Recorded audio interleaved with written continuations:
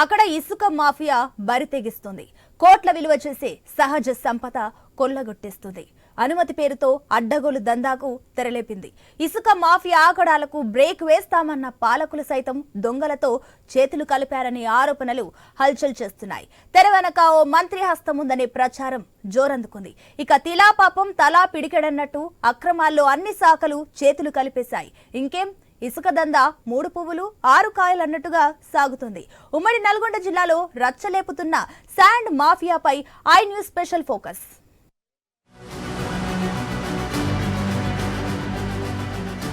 భూమి బంగారం అంటే నమ్ముతారో లేదో కానీ ఇక్కడ మాత్రం భూమిలో నిజంగా బంగారమే పండుతోంది. ఓ విధంగా చెప్పాలంటే ఇక్కడి సహజ సంపద బంగారం కంటే ఎక్కువ ధర పలుకుతోంది.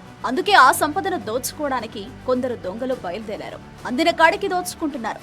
దోపిడిని అరికట్టాల్సిన పాలకులు సైతం దొంగలతో చేతులు కలిపి దీపం ఉండగానే ఇల్లు చక్కబెట్టుకోవాలనే ఫిలాసఫీని ఫాలో అవుతున్నారు. ముడుపుల రూపంలో వారు కావలసినంత కూడబెట్టుకుంటున్న వాళ్ల గుట్టును మొత్తం ఐ న్యూస్ కెమెరా షూట్ చేసింది.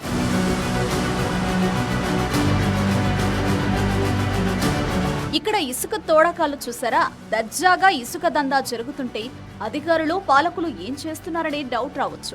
వడ్డించేవాడు మనవాడే అయినప్పుడు బంతిలో ఎక్కడ కూర్చున్నా డోకా లేదన్నట్టుగా సాగిపోతోంది. పాలకులు అధికారుల చేయి తడుపుతూ ఇసుక మొత్తం బుక్కేస్తున్నారు కొందరు దొంగలు. పేరుకు యాదాద్రి థర్మల్ పవర్ ప్రాజెక్టు పనుల కోసమని అనుమతి తీసుకున్నారు. సీన్ కట్ చేస్తే తోడిన ఇసుక మొత్తం హైదరాబాద్ మహానగరానికి వెళుతోంది. రోజుకు టన్నుల కొద్ది ఇసుక లూటీ చేస్తున్నారు. ఆ సంపద మొత్తం కాంట్రాక్టర్ల జేబులోకి వెళుతోంది. ప్రస్తుతం ఈ ఇసుక దందా రాజకీయ రగడకు దారితీసింది. సూర్యాపేట జిల్లా తుంగతుర్తి నియోజకవర్గంలో జరుగుతున్న ఇసుక లూటీ రచ్చరచ్చలేపుతోంది. అప్పుడు కూడా జరిగేది లారీలు మధ్యలో ఎందుకు ఆగింది? ఈ ఎలక్షన్లు చేయబట్టి ఆగిపోయింది. ఈ కాంగ్రెస్ ప్రభుత్వం వస్తుందేమో అని బంద్ అవుతుందేమో అని మేము కాంగ్రెస్ ప్రభుత్వాన్ని చేసాము. అది కూడా ఏం ఫలితం చేయలేదు. వచ్చినాక కూడా మీ జీవితాలు మారట్లేవు. మా జీవితాలు ఎప్పటినే ఉన్నాయి. మీకు బతుకు తెరువు ఏదైతే ఉందో అది ఆగమవుతుంది. అది మీరు ప్రభుత్వం దృష్టికి పోనిచ్చిరా? ఇటు వరకు మోటార్లు సాటర్లు అన్ని కొట్టుకపోతేనే మళ్ళా తెచ్చుకున్నాం అప్లపాలై. ఇప్పుడు మళ్ళా మోటార్లు బోర్లు తేలినాయి. ఏమన్నా అంటే మాకు పర్మిషన్ ఉంది.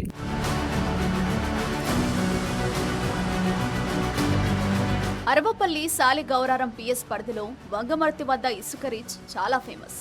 బీఆర్ఎస్ ప్రభుత్వ హయాంలో ఈ ఇసుక రీచ్ పై రాజకీయ విమర్శలు వెల్లువెత్తాయి. పాలకులు ఇసుక దందా చేస్తున్నారని అప్పటి ప్రతిపక్షంలో, ప్రస్తుత అధికార పక్షంలో ఉన్న నేతల మాటలు తూటాలై పేలేవి. ప్రజల నుంచి కూడా గత పాలకులపై ఎన్నో విమర్శలు వచ్చేవి.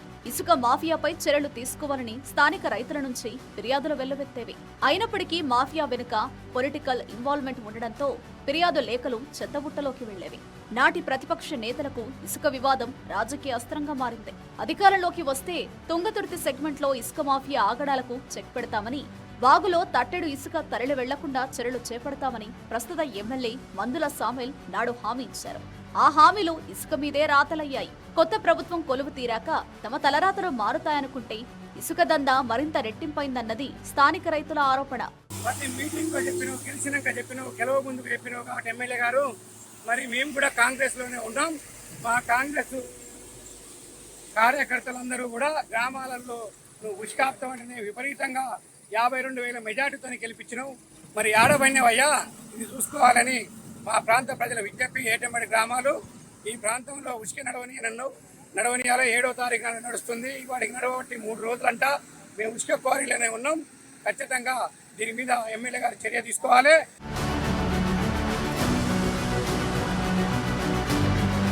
ఇసుక మాఫియా ఆగడాలో మితిమీరిపోతున్నాయని కాంగ్రెస్ కార్యకర్త ఒకరు వీడియో తీసి సోషల్ మీడియాలో వైరల్ చేశారు.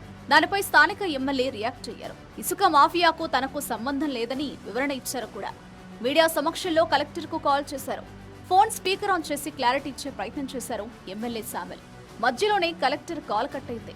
ఇసుక మాఫియాను నడిపించేది మొత్తం ఓ మంత్రి అనే ప్రచారం జరుగుతోంది. లోకల్ ఎమ్మెల్యేను ఇందులో ఇన్వాల్వ్ కావద్దని ఆదేశాలు వచ్చాయని తెలుస్తోంది. అందుకే దర్జాగా ఇసుక తరలి వెళుతుందనేది స్థానికంగా ఓపెన్ టాక్. మన యాదాద్రి పవర్ ప్లాంట్ కోసం ఇసుక తీయడానికి మీరు పర్మిషన్ ఇచ్చారు, అవునా?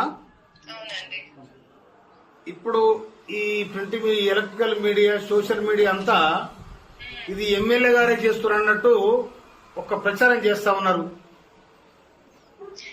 అంటే అది మొత్తం స్టేట్ నుంచి వచ్చిందండి పర్మిషన్. లేదు మేడం, నాకేమైనా సంబంధం ఉందా ఇంట్లో? మినిట్స్ లో కాల్ చేస్తానండి మీకు. నాకు వేరే కాల్ వస్తుంది. ఒక్క మాట మేడం, ఒక్క నిమిషం ప్లీజ్. నుంచి కాల్ వస్తుందండి.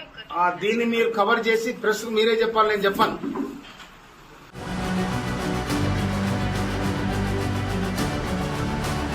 ఇసుక దందాను అరికట్టాలంటే పోలీస్, రెవెన్యూ, మైనింగ్, ఆర్టీఓ అధికారుల పర్యవేక్షణ ఉండాలి. ఒకవేళ ఇసుక తవ్వకాలకు అన్ని అనుమతులు ఉన్నా ఆంక్షలు దాటి వెళ్లకూడదనే షరతులు ఉన్నాయి. మైనింగ్ శాఖ అనుమతిని తుంగలో తొక్కి ఇష్టానుసారంగా ఇసుక తోడేస్తున్నారు అక్రమార్కులు. ఇంత జరుగుతున్న మైనింగ్ శాఖ పర్యవేక్షణ నిల్. ఒకే ఒక్క వే బిల్ ద్వారా వందల లారీల్లో అక్రమంగా ఇసుకను తరలిస్తున్న అధికారులకు కనిపించదు. ఓవర్లోడ్తో రోడ్లు గుల్లవుతున్నా పట్టించుకోరు. కీలకంగా పనిచేయాల్సిన రెవెన్యూ శాఖ ఇటు కన్నెత్తి చూసే సాహసం కూడా చేయదు. టెండర్ దక్కించుకున్న కాంట్రాక్టర్లు ఎవరి చిల్లర వాళ్లకు పడేస్తుండటంతో అక్రమ దందాకు అడ్డు చెప్పేవాళ్లే లేరని ఆరోపణలున్నాయి. దందాలో మంత్రి ఉన్నారనే ప్రచారంతో ఏ ఒక్కరూ చర్యలకు ముందుకు రావడం లేదని టాక్ నడుస్తోంది. దాంతో వాగులో 24/7 ఇసుక తవ్వకాలు, రవాణా జోరుగా సాగుతోంది. ఎవరైనా ప్రశ్నిస్తే వారిపై బెదిరింపులు, అక్రమ కేసులు బనాయిస్తారని విమర్శలు ఉన్నాయి.